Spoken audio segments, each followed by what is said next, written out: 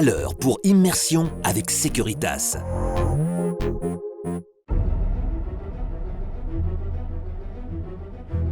Il faut interpeller le toxicomane. Arrête-toi, Jean-Lucien.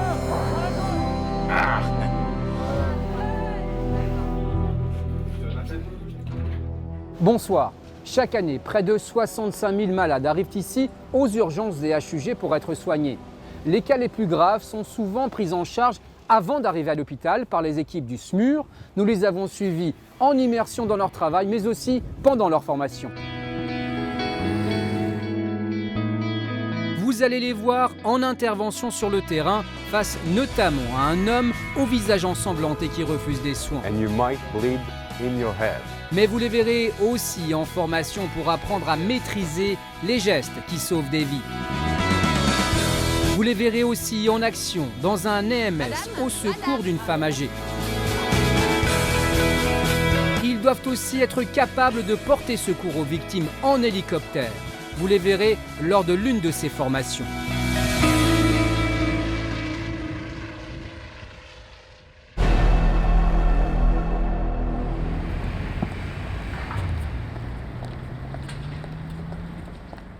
Ce jour-là, Aurélie, le médecin, fait équipe avec Richard, l'ambulancier. Oui, Toujours les mettre au milieu pour les retrouver. absolument.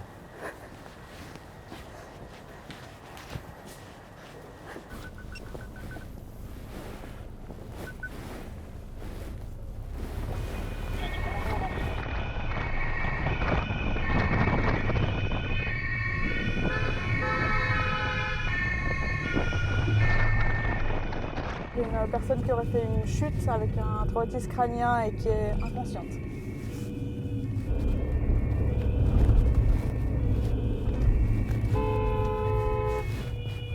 Ils ont du mal aujourd'hui. Ils ont beaucoup de mal.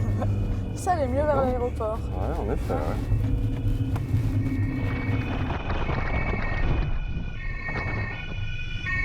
Le cardiomobile doit intervenir dans le quartier de la Praille.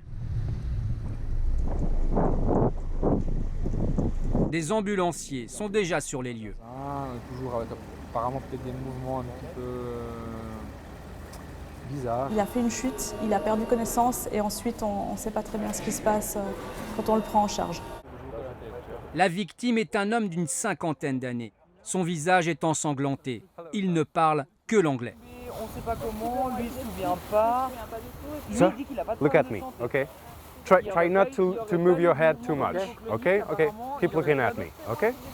All right. Ah ok, alors écoute, moi de ce que j'ai What's entendu, bothering you the il most a right été now? blessé de 3 minutes, et lui il ne se souvient pas ce qui s'est passé, because il est I- orienté sur la You personne dans No, l'espace, dans le because temps, I- pour les vendredis, non. because Voilà. I don't remember. Et il a Okay, pas- you don't il a remember. pas de douleur Okay. au il a pas de déficit We're, L'homme ne se rappelle de rien. Il a besoin de soins. okay, we're done with the assessment, okay? Okay. We're gonna go in the ambulance right No, now? please no. Actually, you have a lot of blood, you know, on your face. I'll but just you- go wash my face. Yeah, sure, but let's do that in the ambulance if you don't No, mind. no, I don't want to. I don't want to. La victime ne veut pas être soignée. Aurélie tente de le convaincre. Mister, renversé par une voiture. you lose your consciousness a lot of minutes, so you need to go to the hospital to be sure that you have no blooding No, I- in your head. It's in your head, inside. Il pourrait avoir une hémorragie intracrânienne, donc un saignement suite à sa chute. Et d'autre part, il pourrait avoir convulsé, comme était l'hypothèse des témoins qui l'auraient vu convulser. Et puis il pourrait être dans un état post-critique, c'est-à-dire après une crise d'épilepsie où les gens sont facilement agités et puis incohérents et obnubilés par une pensée unique. It's in your head. Richard reprend le relais. It's You've very got a broken important. nose, sir. Yeah. Broken nose, yeah, I think. I think you fell on your face. I need to wash myself. Sure, sure. Well, L'ampleur des dégâts, on va dire, il n'en est pas forcément conscient. Et ce que j'essaye justement de lui décrire, c'est les blessures qu'a occasionné la chute et que, en effet, ces blessures nécessitent des soins médicaux même. is there any reason? I just don't want to. But Une attitude symptomatique lors de ce type de traumatisme. I'm sure. C'est une attitude qui peut signer un saignement intracrânien quand les gens répètent tout le temps la même chose, effectivement, qu'on leur explique et qu'ils répètent encore par la suite la même chose. I'll call you. Mais l'homme continue à refuser toute aide médicale. Richard insiste. The thing is, you fell on your head, you had like a kind of seizure, you shook, you know, and you might bleed in your head. Après plusieurs minutes de négociation, le quinquagénaire accepte de suivre le personnel médical dans l'ambulance.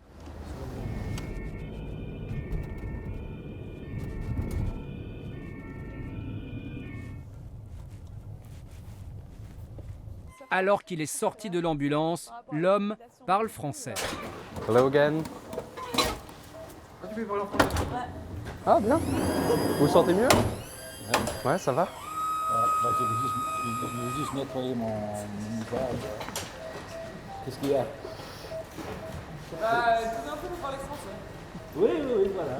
On se met beaucoup plus sur la piste de l'épilepsie, d'une crise convulsive, parce qu'en fait, on sait qu'au bout d'un certain temps, les gens récupèrent toutes leurs capacités au niveau du langage et puis ne sont plus obnubilés non plus. Et puis lui, d'un coup, justement, il ne savait pas ce qui s'était passé, mais par contre, il comprenait très bien qu'il devait venir avec nous à l'hôpital. Il n'était plus du tout opposant aux soins.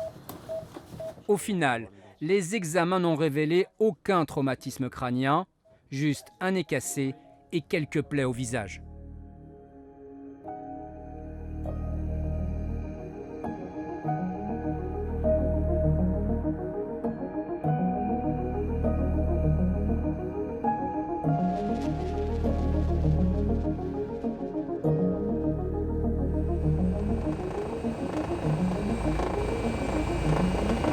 On retrouve la brigade sanitaire cantonale lors d'un exercice de formation au sauvetage avec l'hélicoptère Rega HUG.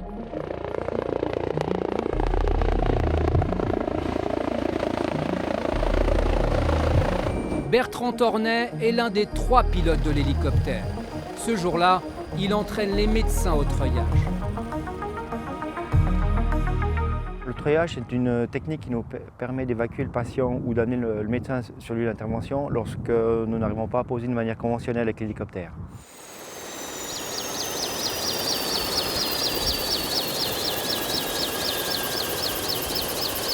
À tour de rôle, ces 4 médecins vont se relayer. Nos médecins sont tous formés au treuillage et une fois par année, on contrôle leur niveau de formation.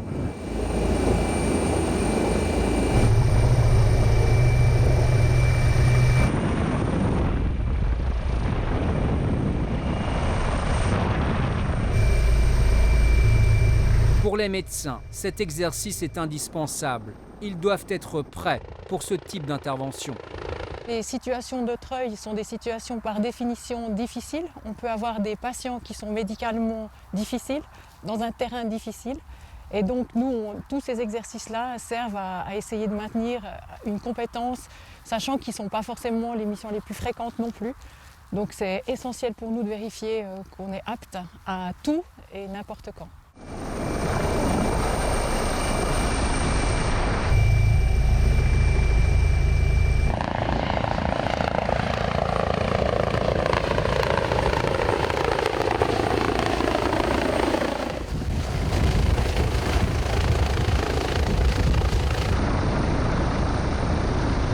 L'hélicoptère des HUG intervient la plupart du temps sur des accidents graves où chaque minute compte. C'est soit la Rega, la centrale de la Rega ou le 144 qui peut nous alarmer. Et dès qu'ils doivent médicaliser une intervention, ils décident le moyen d'intervention. Donc si c'est loin dans la campagne, ils ont le moyen le plus rapide. Donc généralement, c'est l'hélicoptère qui est appelé. Mathias Galter est le paramédic, un copilote ambulancier de formation. Le rôle d'ambulancier paramédic, assistant de vol, il est double en fait. Pendant les phases de vol, on est là pour assister le pilote. Une fois au sol, on change un peu de casquette, on assiste le médecin pour les soins aux patients.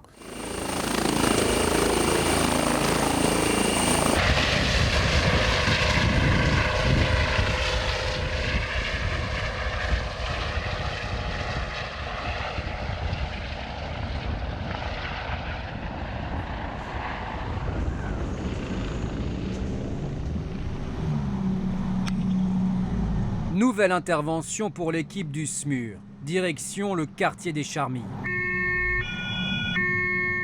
partons pour une suspicion d'arrêt cardio-respiratoire chez un patient de 80 ans dans un restaurant.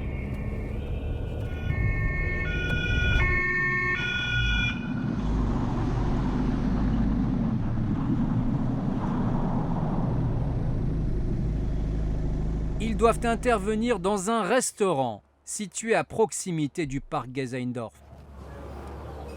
À leur arrivée, la situation est moins grave que prévu. Ça va? Ça a l'air d'aller, hein?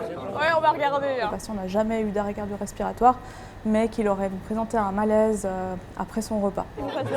L'ambulancier veut emmener l'octogénaire au HUG pour y réaliser des examens.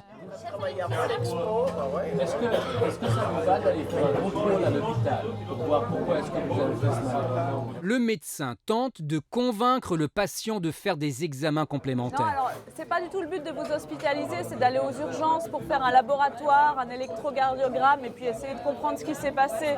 Parce que vous faire des malaises comme ça c'est pas normal ce qui vous êtes. Ça peut être un malaise vasovagal et puis ce serait tant mieux, mais ça pourrait être un malaise de type absence, ça pourrait être une épilepsie sous-jacente ou alors un problème cardiaque. Et à laboratoire?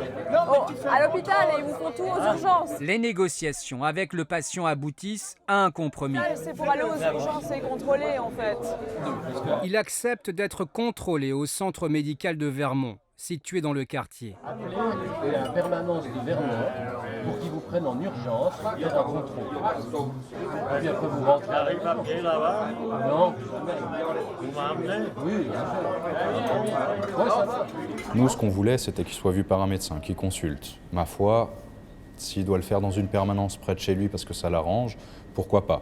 S'il avait nécessité un traitement hospitalier ou une investigation hospitalière, là, on aurait essayé de le convaincre de venir vraiment dans un hôpital. Avant de le transporter au centre médical, l'équipe veut faire un dernier contrôle. Comme il est diabétique, qu'il y a eu ce malaise et puis qu'on ne peut pas exclure un problème cardiaque, on se dit que si tout d'un coup on voit quelque chose qui est pathologique à l'électrocardiogramme, là je lui dirais vraiment maintenant je vous force, il faut une prise en charge cardiologique et ça on peut le faire qu'au HUG, donc il faut venir avec nous à l'hôpital. L'examen du cœur est rassurant. À ce stade, le médecin n'est pas inquiet. L'examen du cœur, il est bien. C'est vrai? Ouais, le docteur, elle est contente. Donc je pense à ce moment-là que le plus probable comme diagnostic, c'est un malaise vagal chez ce patient. Il est conduit par les ambulanciers au centre médico-chirurgical de Vermont situé à la Servette. Quant à l'équipe du SMUR, elle rentre au HUG.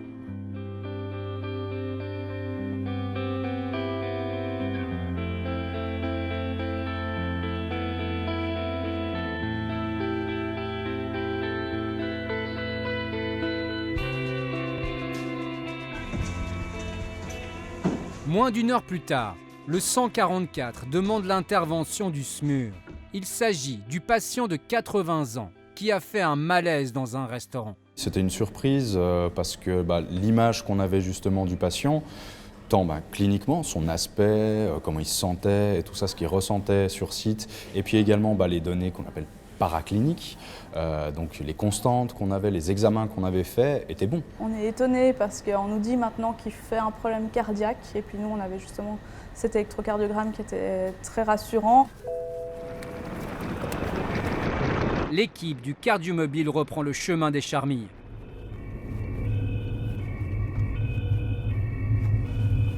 Ah, joli.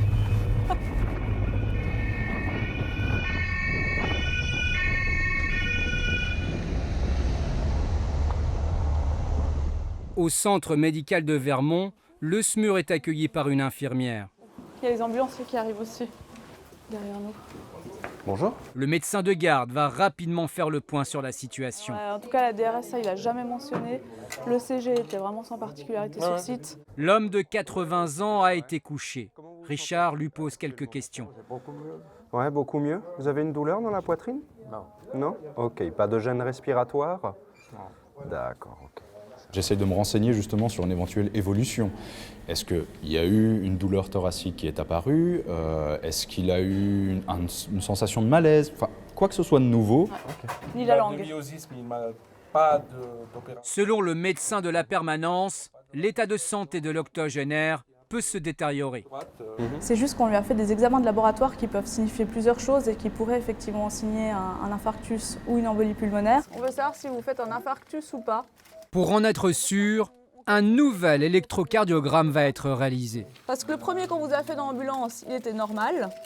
Mais des fois, avec le temps, ça évolue. C'est pour ça que je ne pouvais pas vous laisser partir non plus et qu'il fallait aller contrôler.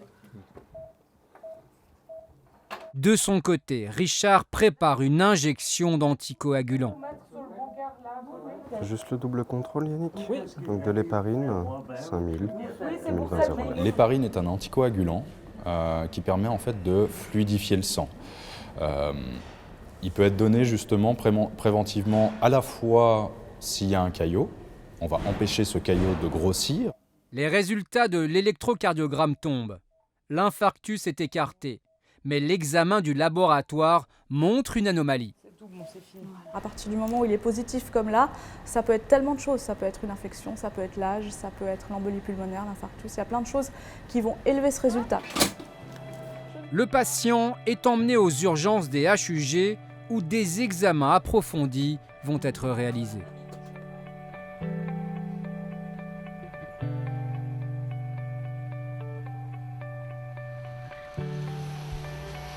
On retrouve les médecins internes du SMUR, ainsi qu'une équipe d'ambulancières en formation au CERN. C'est Michel, médecin chevronné, qui dirige ce jour-là cet exercice. Ok, la ceinture pelvienne. Le scénario de base, c'était un cycliste qui s'est fait renverser par une voiture et qui avait un traumatisme crânio-cérébral sévère qui nécessitait donc une prise en charge avancée par l'équipe ambulancière et puis l'aide du SMUR. Mathieu est le médecin responsable de la réanimation. Il s'agit d'un jeune interne en cours de spécialisation. Il fait équipe avec Richard, l'ambulancier du SMUR. Tu peux me préparer la ceinture pelvienne sur la planche ? Ok, la kétamine elle est prête. On va lui passer 400 mg. Je vais vous injecter un médicament pour vous calmer la douleur. Pour le calmer, ils doivent lui injecter un sédatif. Premier piège de l'exercice, choisir le bon dosage. Si on n'injecte pas assez, l'effet ne sera pas suffisant. Par contre, si on injecte une dose trop élevée, ça pourrait éventuellement dégrader l'état du patient. Il faut vite qu'on le sorte d'ici. Attention à la mobilisation de la tête. Ouais. Dans pareil cas, l'immobilisation du patient atteint d'un traumatisme crânien est capitale. Doucement, doucement. On le tire quand tu veux. Alors go, 1, 2, 3. Attention. Autre difficulté pour Mathieu, s'affirmer en tant que leader. C'est le poids de cette responsabilité, ça provoque quand même un peu d'incertitude, juste pour être sûr qu'on va dans la bonne décision. On n'a pas besoin de médicaments. Pour le bon déroulement de l'exercice, un mannequin a remplacé le patient. Le scénario se complique. 24, 25, 26. Est-ce que tu peux... Mathieu va maintenant procéder à l'intubation du patient afin de protéger ses voies aériennes. Un geste difficile dans ce type de situation. S'exercer sur un mannequin est alors primordial. S'être entraîné en pratique sur des mannequins, ça permet de démystifier un petit peu tout le fonctionnement. Et le jour où ça arrive en vrai, de savoir que, de se faire confiance, de savoir qu'on sait faire et de connaître les séquences qui vont bien. Au niveau du A, ton subi n'a pas bougé ? Non, manifestement pas. On a le TCO2 qui a une belle allure. Le jeune médecin a dû faire face à une situation complexe sur plusieurs niveaux. Donc c'était assez difficile pour moi de faire un peu la gymnastique mentale, de passage d'un scénario à un autre. J'ai un patient qui est d'abord agité sur un traumatisme cérébral, qui ensuite passe à un patient qui ne protège plus ses voies respiratoires, donc un patient qu'il va falloir intuber. Ensuite, un patient, une fois qu'on l'a extrait de là où il était, quand on l'a retrouvé, fait un arrêt cardio-respiratoire. C'est ce type de situation que les médecins du SMUR devront affronter dans la rue ou ailleurs, hors de l'hôpital.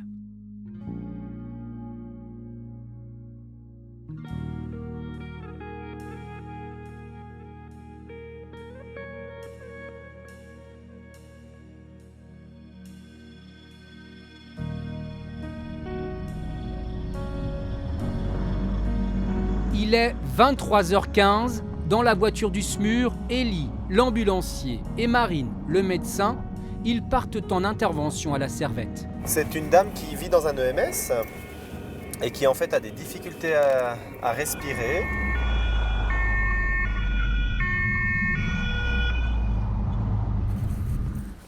Merci. Bonsoir. Bonsoir. L'équipe du SMUR est attendue à l'entrée par une employée de l'EMS. Le SMUR est maintenant épaulé par 2 ambulanciers. Bonsoir. La patiente ne répond pas. Elle est à la limite de l'inconscience.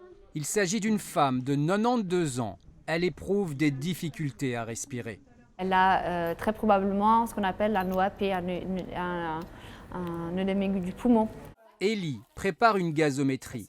Il s'agit d'une analyse express du sang. On va prélever du sang dans l'artère pour faire un examen des principaux du pH et puis des gaz dans le sang. Madame, vous arrivez à ouvrir les yeux, madame? Ouvrez les yeux, bonjour. Je m'appelle Ellie. Vous bougez pas, on va faire une piqûre. Après, là, on peut quand même lui mettre une petite poche de... Ouais, ça lui fera du bien. Un petit peu de TNT. Oh là là là là là. J'attends juste qu'elle arrête de tousser. Hein. Ellie prépare un médicament pour ralentir les battements de son cœur. On va faire en fait enlever l'eau des poumons, baisser la tension, puis du coup elle arrivera beaucoup mieux à respirer. Et les lactates à 0,7, c'est pas mal, hein? Ouais, ça va. Je vais te l'imprimer, comme ça tu... Le résultat du test sanguin est plutôt bon, mais son sang manque d'oxygène. Une fois l'injection effectuée, la nonagénaire est installée sur un brancard par les ambulanciers.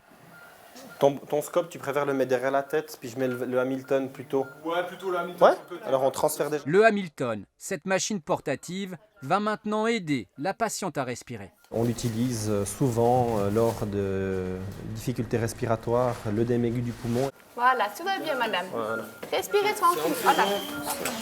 Ouais. Ça lui fait pas mal. Ça va vous aider à respirer, madame. Allez-y. Voilà, prendre aux urgences. Avant d'emmener la nonagénaire à l'hôpital, le médecin du SMUR appelle son représentant légal. Et puis on va la traiter pour qu'elle soit plus confortable en tous les cas. La patiente a expressément demandé à ne pas être réanimée. Pas d'intubation, pas de soins intensifs, pas de massage cardiaque. Elle est maintenant évacuée vers l'ambulance. Elle a 4, j'ai baissé. Jusque-là, son état est stable. Les médicaments font leur effet.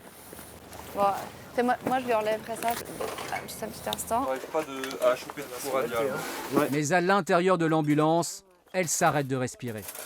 Madame. Gaz, ouais. Tiens, ça bouge pas. Ouais. Madame. T'as de l'adré dans ta... La patiente agonise. Elle lutte contre la mort. C'est bon, je m'en occupe. Est-ce que tu arrives à me coucher complètement? Ambulanciers et SMUR assistent les fonctions vitales de la patiente. Ouais. Hop, adré. David. Le médecin a injecté de l'adrénaline. Elle ne respire toujours pas. On discute de l'attitude. Alors écoute, elle voulait en tout cas pas d'acharnement, elle voulait pas être hospitalisée, elle voulait pas d'acharnement. Je pense qu'on a fait ce qu'on pouvait faire, c'est-à-dire qu'on l'a soutenue. Je ne serais pas allée à la masser ou à l'intuber. On n'allait pas faire une réanimation lourde, longue, mais si jamais on pouvait juste lui apporter l'aide avec un petit peu d'adrénaline. Tu peux mettre ça par terre. Ah. C'est bon. Elle reprend. Ouais, là j'ai aussi. Ok. Soudain, son pouls repart. Non, mais pas la VNI, non, parce que VNI, elle a une tension trop... Non. Alors je la ballonne. Attends. Les mesures de soutien ont été efficaces. Elle a trop chuté ses tensions et puis elle s'est presque arrêtée en fait. Là, il a suffi juste qu'on la recouche, qu'on lui mette de l'oxygène et puis que je lui ai mis 1 mg d'adré et puis elle est repartie. Elle a repris connaissance et respire de nouveau. C'est déjà prémédiqué, le contexte, on peut y aller. Oui. Attention à l'aspi. La résidente de l'EMS restera en observation au HUG. Elle regagnera sa chambre quelques jours plus tard.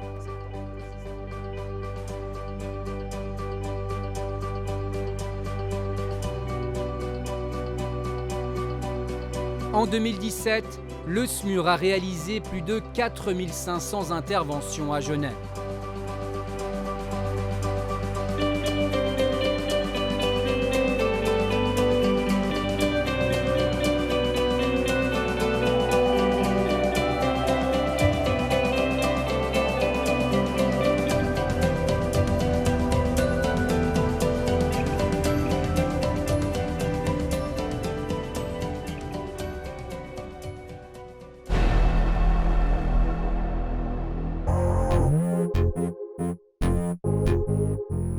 Immersion avec Securipatrol, un service de Securitas.